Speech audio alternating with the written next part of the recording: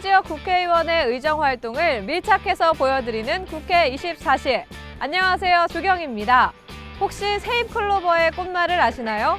우리는 대부분 네잎클로버의 행운을 바라지만 그보다는 세잎클로버의 값진 행복을 추구하며 한결같은 의정 활동을 펼쳐온 사람이 있습니다. 오늘 국회 24시의 주인공을 국회 현장에서 만나보시죠. 아니 그런데 이곳은 국회가 아니라 용산역? 바쁜 걸음으로 이곳을 찾은 오늘의 주인공은 바로 이분. 세계 유일의 특종을 터뜨린 23년의 기자 생활. 내리 5선을 연이어 당선한 20년의 의원 생활. 그리고 새 정부의 정부 대표 단장까지. 시간이 흘러도 한결같이 믿고 맡길 수 있는 국민 일꾼. 박병석 의원의 24시를 만나본다.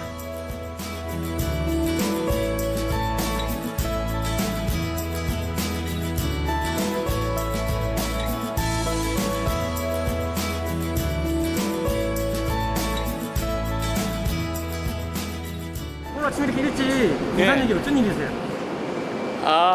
아침에 7시부터 국회에서 세미나 행사가 있었고요. 대전에서 이제 추석맞이 송편 빚기 어려운 분들을 위한 것이죠. 그리고 노인의 날 행사 이런 게 있어서 빨리 가서 축사의 말씀하고 격려의 말씀하고 다시 돌아올 겁니다. 지역구 행사에 늦지 않도록 바삐 열차에 탑승하는데요. 평소에도 연 300회 이상 기차 왕복은 필수라고 합니다. 대전 서구에 위치한 관저 종합사회복지관. 추석을 앞두고 지역의 어려운 이웃들을 위한 송편 나눔 행사가 펼쳐졌는데요. 지역 주민을 위한 공연이 한창인 이곳에 대전의 인기 스타 박병석 의원이 도착했습니다.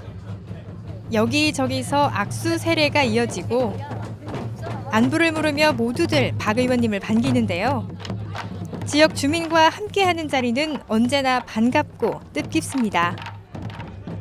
마침 대전 서구청장님도 참석해서 자리를 빛내주셨네요.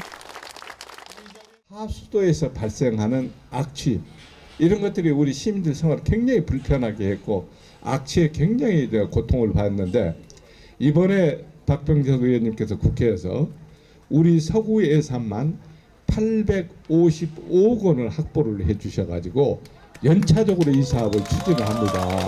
너무 감사하죠. 박수 더 세게 쳐야 되는데. 예. 이제 추석이 되면 가족들이 함께 있어서 다 좋은데 추석 명절만 되면 서럽고 외로운 분들이 참 많잖아요. 외로울 때 함께하면 외로움을 덜어줄 수 있고 그리고 정말로 서글플 때 함께하면 서글픔을 덜어줄 수 있습니다. 오늘 우리가 추석을 맞이해서 송편을 함께 빚듯이 모두가 서러움과 외로움을 같이 달래주고 가족들의 단합은 더욱 높이는 좋은 계기 되기 바랍니다. 건강하십시오. 축사에 이어 이번엔 두 팔을 걷어붙이고 직접 송편 나눔을 시작하는 박병석 의원님. 그 송편 저도 진짜 먹어보고 싶네요. 송편에 가득 담긴 사랑이 느껴집니다. 우리 어머님들 오래 사세요. 말만 하지 않는 행동파. 역시 한국조 뽑으시죠? 가는 세월 그 누구가 잡을 수가 있나요?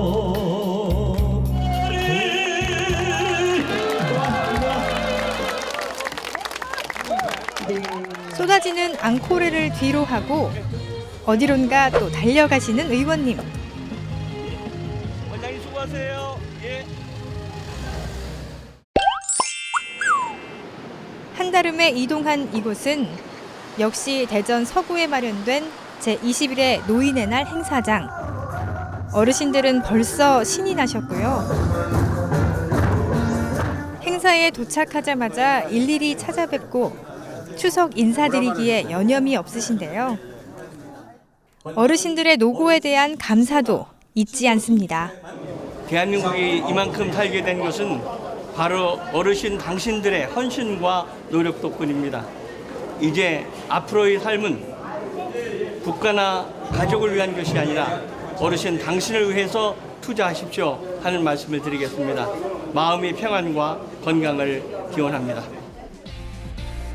어르신들에게 깍듯하게 감사와 존경을 표하는 모습은 영락없는 대전의 아들입니다.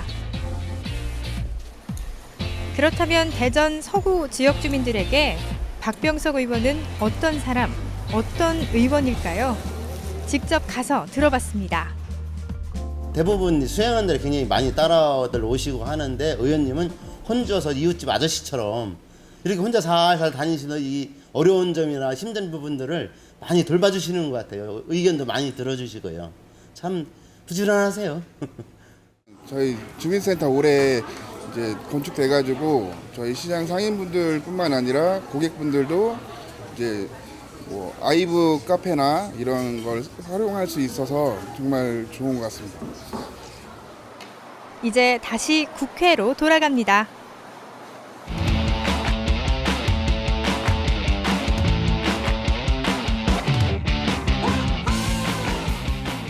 의원님 안녕하세요. 안녕하세요. 네, 네. 정말 바쁘실 텐데 드디어 만나뵙게 됐습니다. 많은 시청자분들이 우리 의원님 만나뵙고 싶어 했거든요. 네, 시간 내주셔서 정말 감사합니다. 예, 저한테도 좋은 시간입니다. 네, 정말 바쁜 시간에 이 짬을 내서 하는 토크가 저희 짬짬 토크거든요. 예. 저희가 이렇게 뽑기 통을 준비해 봤습니다. 이 중에 키워드가 적혀 있는데요. 하나를 뽑아서 저에게 주시면 관련 키워드가 나오는데 이제 그것에 대해서 이야기해 주시면 되겠습니다. 첫 번째 어떤 거 뽑아볼까요? 예, 제가 좋아하는 색깔. 네, 파란색 뽑겠습니다. 짬을 예. 뽑아주셨는데요. 열어보도록 하겠습니다. 어떤 키워드가 첫 번째로 나올까요? 팬더 아저씨라는 키워드가 나왔어요. 제가 의원님 만나보기 전에 예. 이제 조금 조사를 해봤더니요. 팬더 아저씨라는 연관 검색어가 나오더라고요. 이 내용이 100분 토론에 출연하셨을 때랑 연결이 된다고 하는데 어떤 내용인가요? 예, 2008년인데요. 그때 쇠고기 광우병 파동이 있었죠. 예, 당시 상황은 국회가 의원들이 선출됐지만 매일 거리로 나가고 국회에서 선서도 80여 일째 못할 때입니다. 그럴 때 MBC 손석희 앵커가 진행할 때 100분 토론에 그 여야의 원내대표, 정책위장 4명의 초청 토론이 있었어요. 상대방의 대표는 홍준표 대표셨는데 우리 비서실에서 굉장히 걱정을 했습니다. 홍준표 대표가 100분 토론에 당시 최다 출연자고 우리 당이 홍준표 대표하고 토론을 해서 한 번도 속 시원하게 우리 지지자들을 해준 적이 없고 항상 실망을 시켰다. 토론을 하게 됐을 때 꼭 100분이죠. 네, 끝난 뒤에 딱 끝나면서 일어나면서 홍준표 대표께서 박 선배 오늘 토론에선 제가 졌습니다. 다시 한번 하십시다. 그런데 그날 우리 의원실의 홈페이지가 완전히 마비됐어요. 이제 격려의 글이 저희 당의 지지자 그리고 합리적인 중도에 있던 분들이 아주 성원이 칭찬이 많이 들어와갖고 마비가 됐었는데요. 어느 네티즌 하나가 저의 얼굴하고 팬더를 같이 이렇게 그려놓고 박병석이는 팬더 닮았다 이랬거든요. 그래서 내가 팬더 닮았나? 근데 그게 굉장히 뜨거운 기사였기 때문에 어느 신문에서 독립적인 스토리 기사, 박스 기사를 썼었습니다. 그 이후부터 제가 팬더라는 별명을 새로 얻었었습니다. 네. 예. 16대 이 초선 국회의원으로 집권 여당의 대변인을 하셨을 때 정말 임기를 마치고 말의 품격을 높인 여당 대변인이라는 타이틀을 얻으셨어요. 이 비결이 뭘까요? 예, 대개 이제 대변인 하면 상대당을 이렇게 비판하는 것이 주 임무가 돼 있잖아요. 근데 제가 그러니까 2000년도죠. 첫 국회의원 당선됐을 때 여당의 첫 대변인을 했습니다. 지금은 뭐 대변인이 원내 대변인단 무슨 당 대변인단 했고 여러 명이지만 그 당시는 전체를 통해서 딱 대변인 한 사람밖에 없었어요. 근데 저는 항상 말에는 품격이 있어야 된다는 생각을 딱 했었고요. 그리고 상대방에 대해서 지적할 건 지적하지만 소위 자극적이고 이 조속한 용어는 결코 쓰지 않는다는 원칙을 세웠고요. 상대방의 제 비판을 받으면 비록 나를 비판했지만 저에게는 참 뼈아픈 얘기다. 저 정도는 받아들여야 된다는 수준을 항상 유지했다고 생각을 합니다. 그 언론은 제가 대변인을 물러날 때 말의 품격을 높인 대변인이란 박스 기사를 중앙지에서 써줬고요. 그리고 당시 야당이죠. 야당 대표께서도 저를 이 복도에서 만나면 비판은 했지만 참고할 사항이 많았다 이런 말씀을 하시고 그러셨습니다. 예. 네, 이 상대방에 대한 그 배려와 진심이 정말 비법이 아닌가 싶은데요. 그럼 두 번째 키워드 한번 뽑아보도록 하겠습니다. 두 번째는 어떤 걸 한번 뽑아보실까요? 노란 거 한번 해볼까요? 네, 예. 노란색의 크를 뽑아주셨습니다. 크는 어떤 키워드가 담겨 있을지요? 한결같은 사람이라는 예. 키워드가 나왔는데요. 의원님께서 이 한결같은 사람으로 참 유명하세요. 18대 총선부터 20대까지 정말 선거 슬로건이 한결같은 사람인데 이렇게 쭉 하나의 슬로건을 사용하신 이유가 있을까요?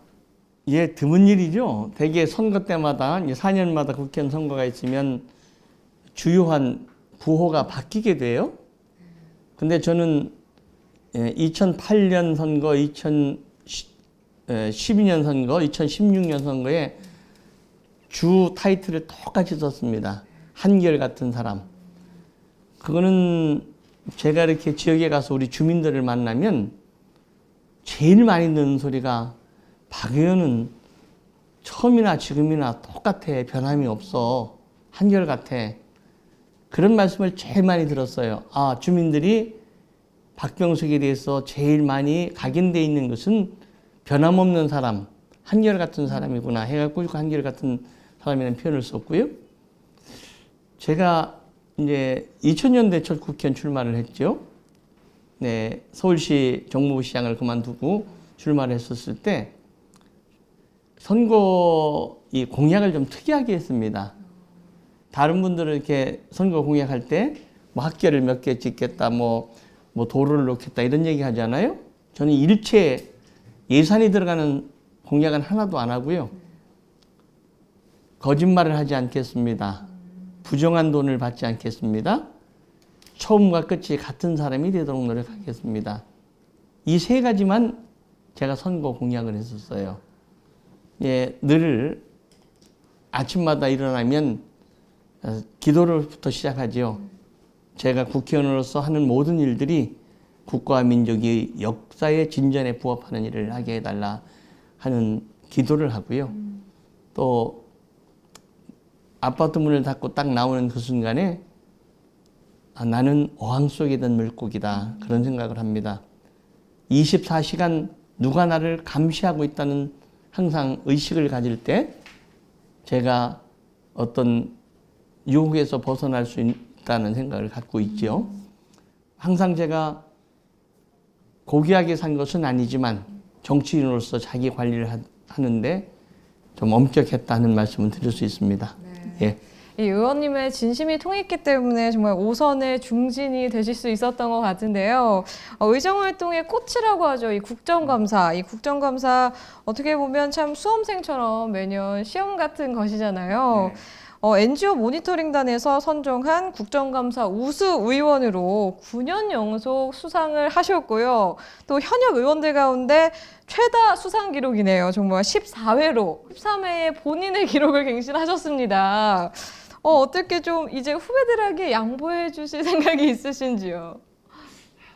10년은 최고 양보해 줬으면 좋겠는데요.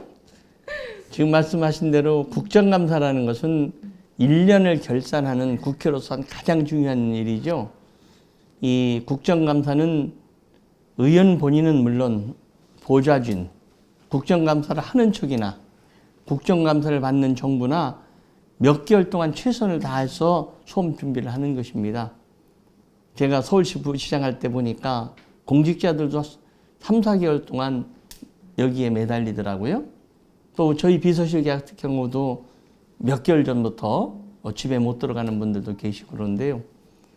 항상 국민을 대표해서 정부를 견제한다는 그 자세를 가지려면 본인이 확신을 가져야 합니다.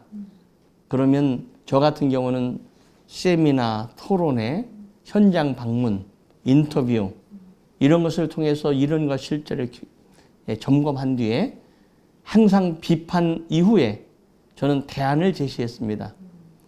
그 중에서는 정부에서 채택한 것이 꽤 되지요. 뭐 말씀하신 대로 금년 한 번 더 하면 10년 연속 수상이 되니까 이제는 졸업해야 될 때가 되지 않았나 하는 생각도 되지만은 한편으로는 제가 국정감사 270개 시민단체가 뽑는 우수국현 14회 수상을 했는데 이게 전무한 기록이거든요. 제가 의원하는 동안에 앞으로도 누가 깨지 못하게 한번 기록을 세워볼까 하는 생각도 있고요. 네, 그냥 상에 집착하기보다는 항상 내가 우리 시민들로부터 위임받은 것에 대한 데에서 내가 최선을 다한다 하는 자세로 요새도 열심히 하고 있습니다. 예. 네, 이렇게 한결같이 정치해주고 계신데요. 또 사랑도 한결같이 해주셨다고 이야기를 들었습니다. 의원님께서 아까도 잠시 언급을 해주셨는데 연애하실 때 편지를 좀 많이 썼다, 시도 네. 써줬다 이런 얘기 하셨잖아요. 지금의 그 연애 상대가 지금의 아내분이시라는 얘기를 들었는데 맞나요? 예. 오늘 아침에 넥타이를 이렇게 뭐를 할까 했더니 너무 지탱하지 마세요. 이러면서 제가 이걸 골랐는데요. 제가 대전고등학교 3학년 막 될 때쯤에 학생회장이 당선됐어요. 그때 저 대전여고 저보다 한 학년 밑에 여학생을 길에서 봤는데 딱 필이 꽂혔습니다. 그냥 썸 탄 정도가 아니고 따라갔죠.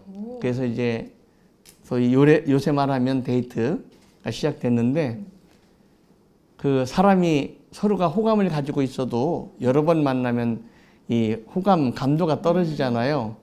내가 좋아하는 사람의 그 마음을 사로잡기 위해서 택했던 방법 중에 하나가 만날 때마다 시를 한 편씩 외워줬어요. 그래서 제 여자친구가 다음에 만날 때 병석이는 또 무슨 시를 나한테 외워줄까? 그런 생각을 하게 만들었고요. 예, 그리고 만난 날 꼭 그렇게 편지를 한 장씩 썼죠. 예, 그게 1년 동안 한 100통의 편지, 100편의 시를 외워줬던 생각이 나고요. 가장 순수하고 열정적이었던 시절입니다. 근데 그때 외웠던 시들이 지금도 돌이켜보면은 내가 고3의 티네이저 시절에 어떤 저런 철학적이고 인생적인 시에 깊이 빠지려고 노력했을까 그런 생각도 갖고요. 뭐 잘 됐습니다. 예. 혹시 그러면은 좀 결혼하고 나서도 편지 가끔 써주셨나요? 그냥 마음속의 편지만 보내는데요.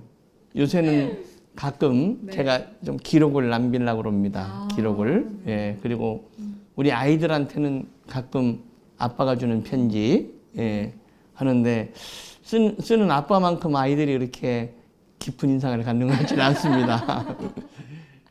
네, 이렇게 바쁘신 중에 짬을 내서 이렇게 토크해 봤는데요. 정말 신뢰받는 국회의원이다라는 생각이 들었습니다. 그런데 의원님의 의정활동 아직 끝난 게 아니라고요. 앞으로 또 의정활동 하러 가셔야 되잖아요. 예. 잠시 보내드리고 잠시 후에 문단 레이더로 좀 더 심층적인 인터뷰 나눠보도록 하겠습니다. 예. 수고하셨습니다. 수고하셨습니다.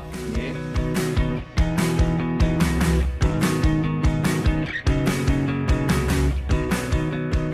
의원이 공동 여야 4당 국회의원이 공동 주최한 개헌 공개 토론. 국회 헌법개정특별위원회 소속인 박병석 의원 등의 주최로 토론회가 열렸습니다. 예, 오늘 토론에는 몇 가지 주목할 만한 특징이 있습니다.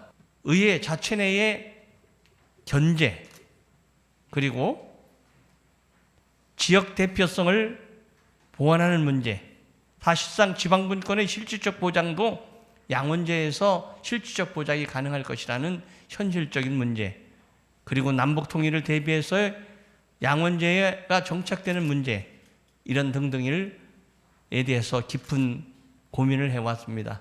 그럼 지금부터 본격적으로 내년 지방선거에서 이슈가 될 개헌 문제, 양원제 도입의 실현 가능성을 모색한 자리였습니다. 드리고요.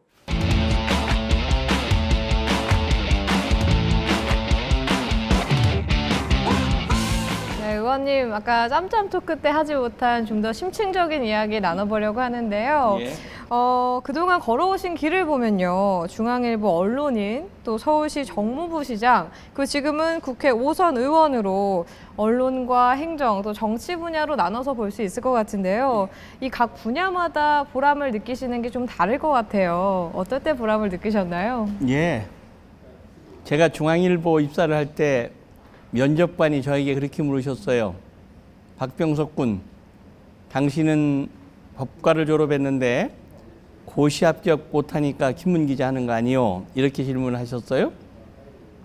그때 제가 뭐라고 답변을 드렸냐면, 법관은 한 인간의 생명을 좌지우지할 수 있지만 기자는 한 사회의 흐름을 바꿀 수 있다고 생각했습니다. 예, 그렇게 그때 제가 기자를 택할 때의 심정이었고요. 제가 역사의 증인이 되기 위해서, 역사의 기록자가 되기 위해서 참으로 열심히 했지만 그 당시 우리 상황이 굉장히 엄혹한 시대였죠. 전두환 시대였기 때문에 분노할 때 분노하지 못하고 침묵했던 것은 아니었는가 하는 후회도 가져봅니다. 서울시 부시장 시절에는 참으로 많은 것을 배울 수 있는 좋은 기회였습니다. 다행히 제가 모시고 있던 시장님이 행정의 달인이라는 고건 시장님이셔서 많이 배우고 그 행정이라는 것을 익혀가고 있었던 저에게는 저희 내실을 돋구는 과정이었고요. 국회에 들어와서는 항상 제가 늘 아침에 기도하면서 내가 하는 모든 일들이 역사와의 진전에 부합하게 해달라는 기도를 했는데, 과연 내가 결정했던 모든 길들이 그랬었는가 하는 것을 가끔 되돌아보긴 하죠. 그러나 늘 나를 버리고 내가 시민과 국가를 위해서 일한다 하는 마음의 자세를 버린 적은 없다고 생각합니다. 예. 이 지역 발전 예산은 박 의원님에게 부탁해야 실마리가 풀린다. 예산하면 박병석이다라는 얘기가 있어요.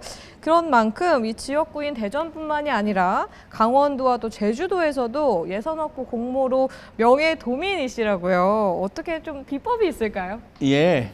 제가 이제 지금 말씀하신 대로 강원도 명예도민, 제주도 명예도민인데, 이 명예도민은 그냥 준 게 아니라 도의에서 정식으로 결의해서 준 명예도민증이 있습니다. 그거 가지면 저도 할인 받고 그래요. 네, 근데 예산 많이 지원해줘서 고맙다는 건데요. 저는 예산을 확보하기 위해서는 몇 가지를 갖춰야 됩니다. 첫째는 자기가 확보하고 싶은 예산에 대한 충분한 이해, 그 다음에 거기에 대한 확신이 필요하고요. 그 다음에는 이게 힘으로 누르려고 하지 말고 바로 담당자들의 마음을 움직이려고 하는 것이고요. 그 다음에는 나중에는 장관들이나 이런 분들하고 최종 큰 예산 협의하게 될 때, 저 정도의 여유와 확신을 가지고 있으면 해줘야 되겠다 하는 신념, 그리고 또 힘도 필요하겠죠. 예, 그러니까 지식, 인적 관계, 그것을 밀고 나갈 수 있는 힘, 그리고 끝까지 관철하겠다는 열정, 이런 것들이 함께 녹아야 된다고 생각합니다. 예. 의원님께서 이 예산 확보를 위해서라면 이 관련 부처의 사무처 직원들과도 좀 대화를 많이 한다고 이야기를 들었습니다. 예. 이유가 있을까요?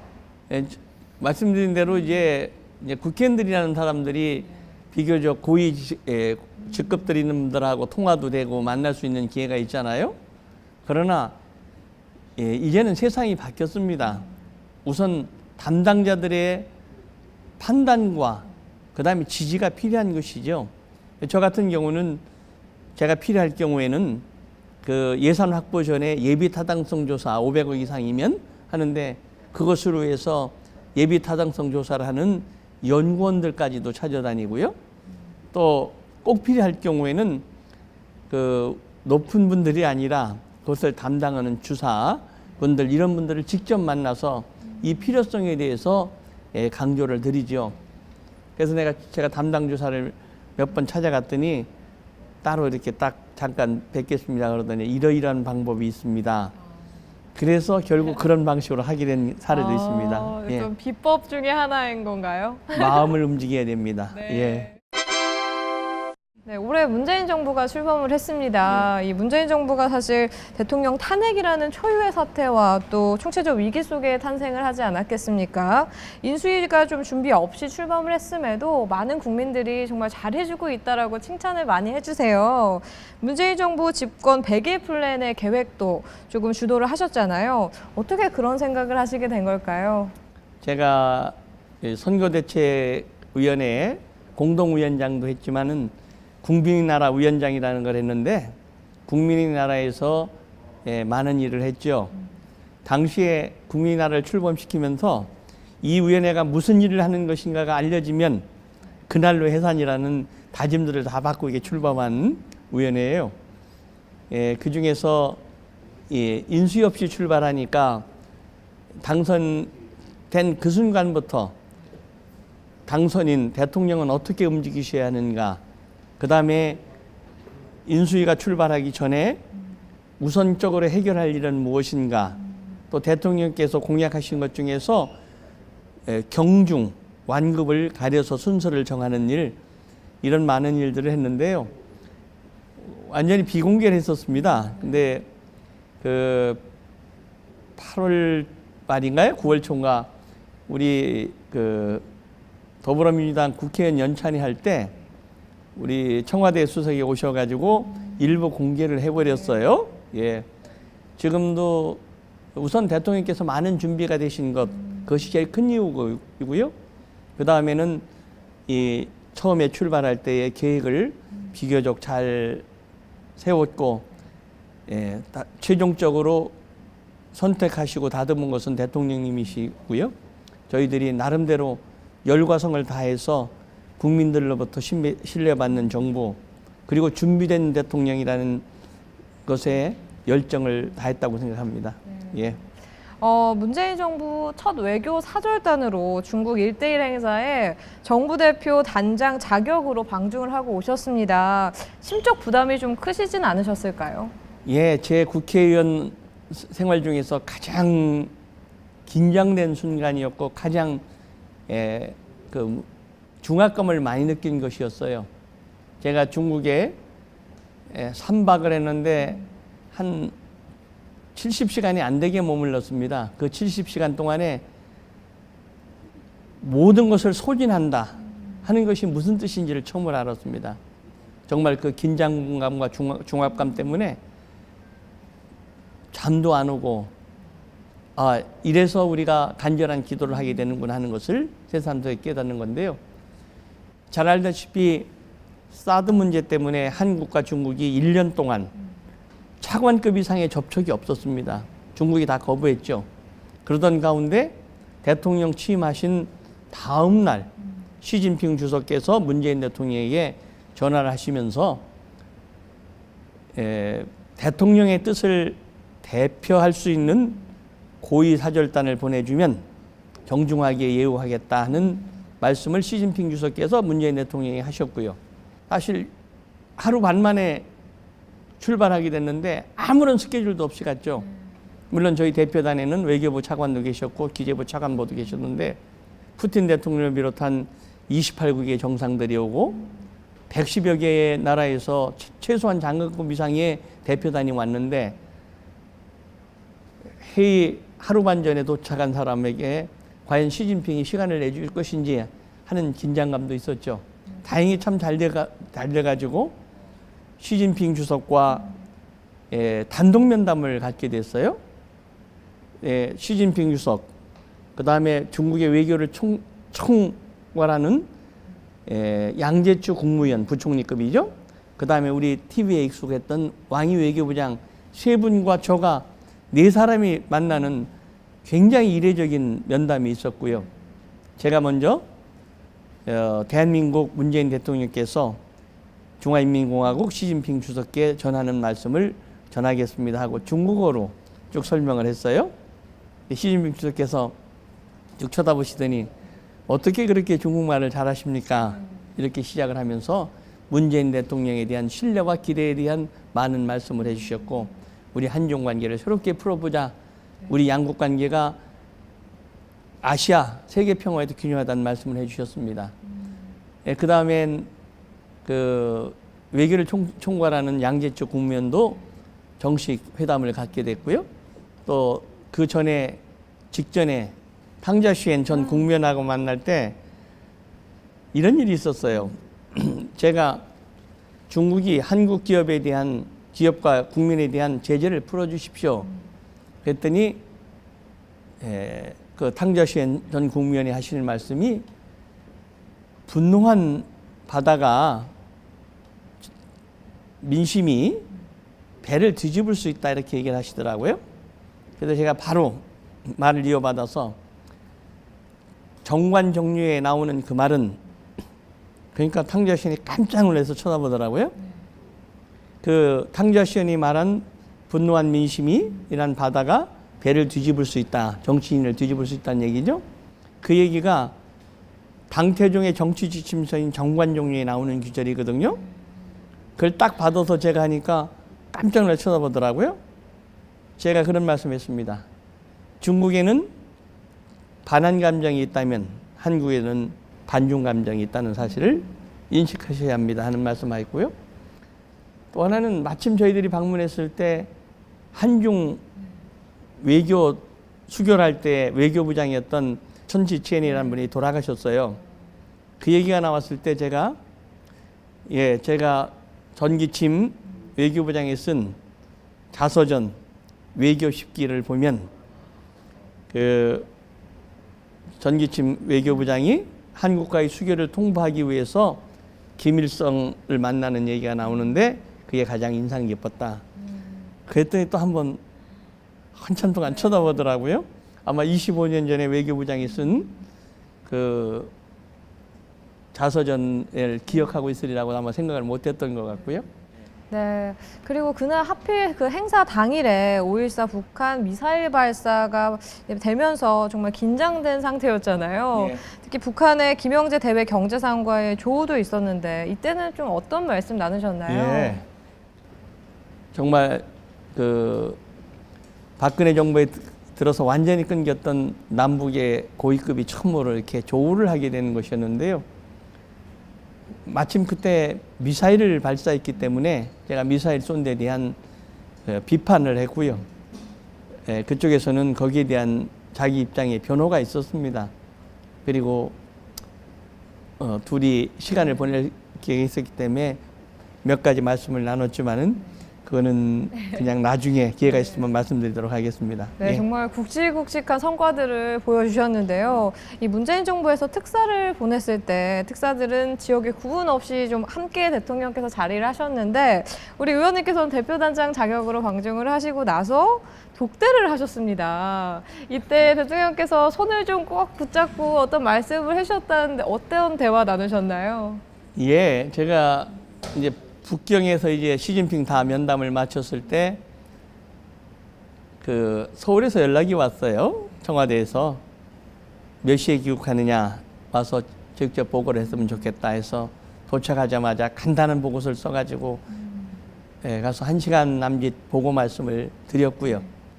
뭐 그 중에는 앞으로 이 중국 문제를 어떻게 풀어갈 것인지에 대한 많은 논의가 있었지 않겠습니까? 말씀이 다 끝났는데 대통령께서 박수를 치시더라고요.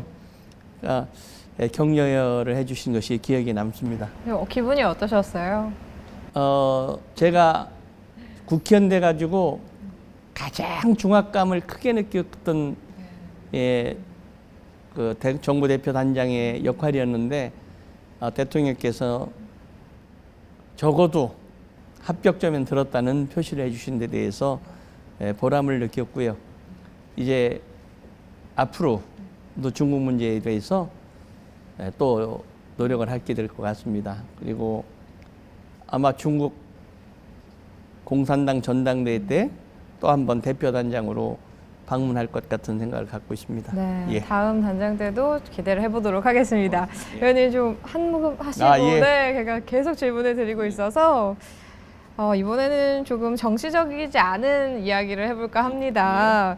의원님께서 참 오랜 기간 동안 정치에 일을 하고 계시면서 다양한 연령층의 인기를 얻고 계세요. 그래서 조금 젊은 청소년들이나 젊은 친구들을 만나실 때 이런 얘기를 하신다고 해요. 꿈과 열정, 그리고 봉사라는 말씀을 해주시고 또 소중한 것과 필요한 것을 잘 구분해야 성공한 삶이다라는 말씀을 해주신다고 하는데 어떤 의미일까요? 과거에는 작년까지만 해도 입사시험 지원서에 부모란이 있었죠. 부모, 이름, 직업, 학력, 때로는 재산관계까지 적게 돼 있었습니다. 모든 입사 지원서에 본인의 것만 적지 부모에 관한 사항을 일체 적지 못하게 하지 않은 것을 일관되게 주장을 했고요. 우리가 5월 9일 날 대통령 선거를 하지 않았습니까? 그날 오후에 이제 문 대통령이 되시는 걸로, 문 후보가 되시는 걸로 대개들 예측이 됐었잖아요. 제가 몇 가지 꼭 이루고 싶은 말씀을 드리면서 정말 부모의 영향에 받지 않고 자기 실력에 의해서만 입사 시험을 보고 인생을 선택하는 길을 만들어 달라는 말씀을 드렸었죠. 우리 학생들한테는 아무리 현실이 어렵더라도 당신들의 꿈, 이상을 결코 포기하지 말자. 자기가 행복하려면 꼭 하나, 자기가 가진 것을 남과 나누고 봉사할 줄 아는 사람만 행복할 수 있는 것이고, 인간의 내품을 쓰는 향기 중에 가장 향기로운 향이 바로 봉사다는 생각을 가지고 있죠. 뭐 작은 거지만은 제가 2000년도에 저하고 제 아내하고 장기기증 서약을 했어요. 그 당시는 그게 쉽지 않았었고요. 더군다나 저희 아버님이 성균관 부관장을 하시고 종춘회장을 10여 년 하시는 분이었는데 그런 서약을 한다는 게 쉽지 않았었고요. 제가 국회의원 돼가지고 받은 첫 월급 세비 전액을 사랑의 장기기증운동본부에 기탁한 기억이 납니다. 네. 예. 의원님을 인터뷰하기 전에 좀 여의도 정치부 기자들에게 탐문을 좀 해봤더니요. 여야가 첨예하게 대립된 상황이나 또 당내 분열 등의 갈등 중재자 역할을 참 잘 하신다고 이야기를 하더라고요. 어떻게 생각하시나요? 사실 그 기사화는 별로 안 됐는데 제 특징 중에 하나가 협상을 하는 경우는 서로가 신의를 지켜야 되고, 자기를 내세우거나 사후에도 그것을 발표하면 진정한 신뢰가 깨진다는 믿음을 가지고 있기 때문에 안 했는데요. 뭐 지금 기억에 남는 건 2008년 세국의 광우병 촛불 시위 때 국회가 완전히 마비돼서 새로 국회의원이 선출됐는데 87일 동안 국회에서 국회의원 선서도 못했어요. 모든 여야의 대화가 끊어지고 청와대가 끊어졌을 때 제가 정책의장을 맡고 있었습니다. 그때 새누리당 정책의장 임태희 의원과 완전 비공개 협상을 3일간 하면서 완전 타결을 했어요. 국회를 정상화시키고, 그리고 여야 영수회담을 만들고 했고요. 그 다음에 가까이는 작년이죠. 작년에 국정감사 때 야당이, 지금의 야당이죠. 그 국회의장님의 발언을 문제 삼아서 국정감사를 일주일 동안이나 못하게 되는 사태가 생겼어요. 저는 여야의 대립 때문에 국정감사를 일주일간 못했다는 얘기를 들어본 적이 없습니다. 그때도 모든 여야의 대화가 막혔을 때 제가 나서서 완전히 해결해서 정상화시켰다는 기억이 있고요.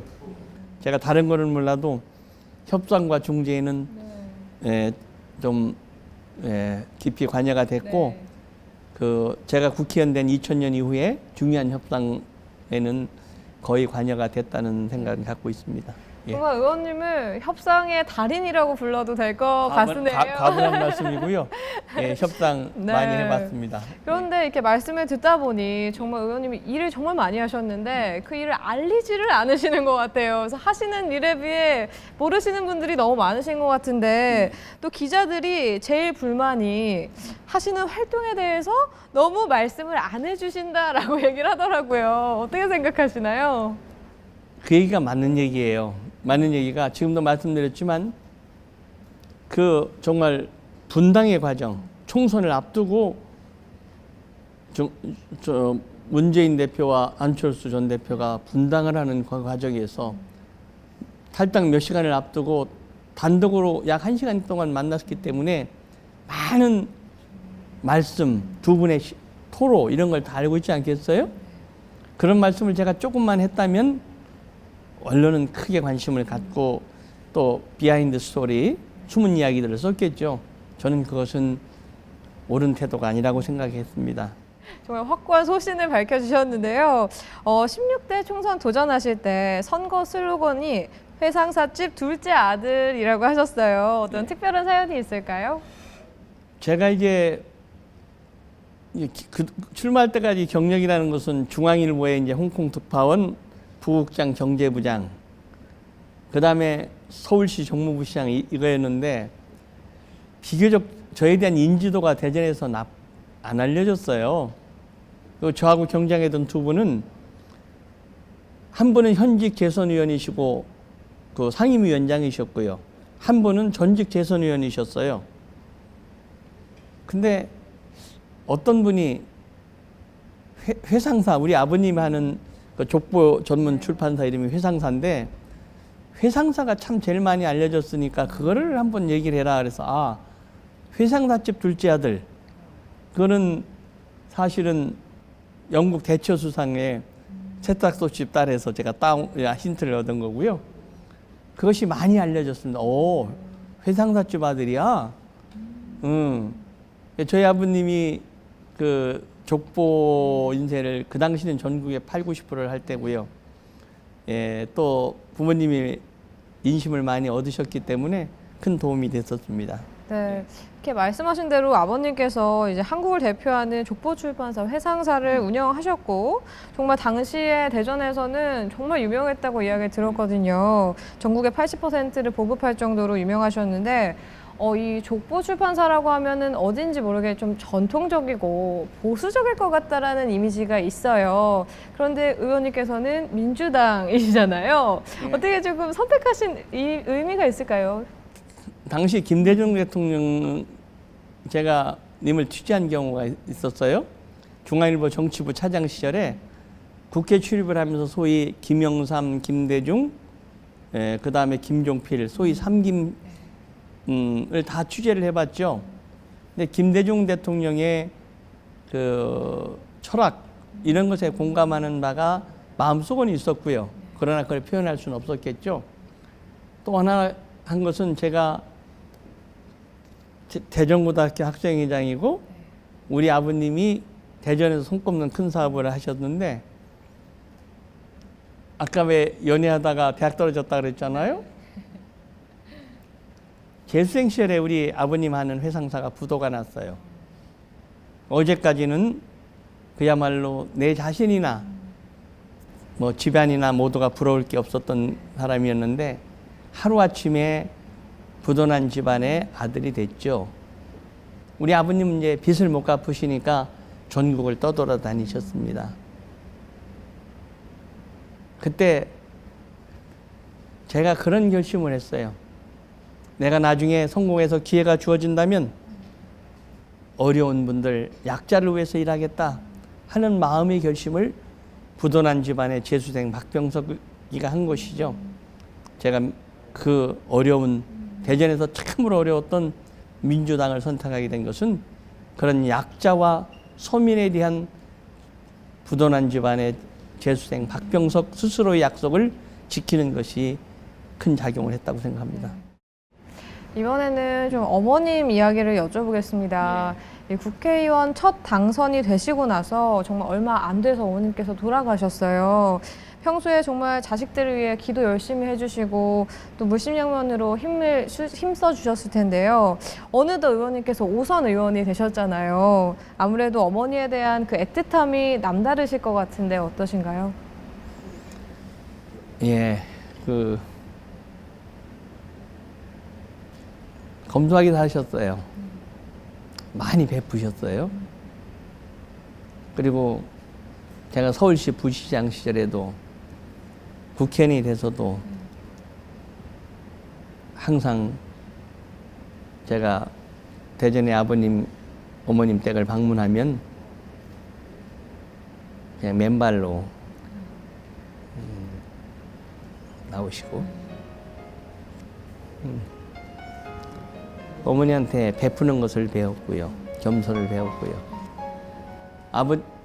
우리 돌아가신 어머님을 보면 남편은 부자고 큰아들은 구청장이고 둘째 아들은 국회의원이었는데 속옷을 기어 입고 하셨어요. 예.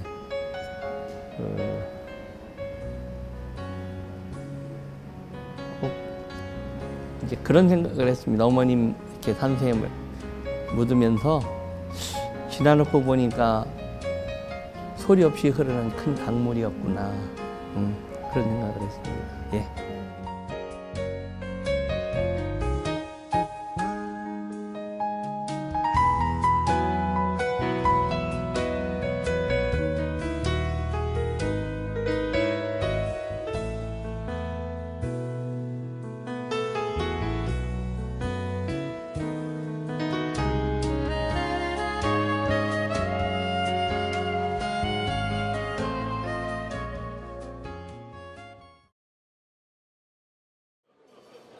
제11회 세계 한인의 날을 기념하는 세계 한인회장 대회가 개최된 자리.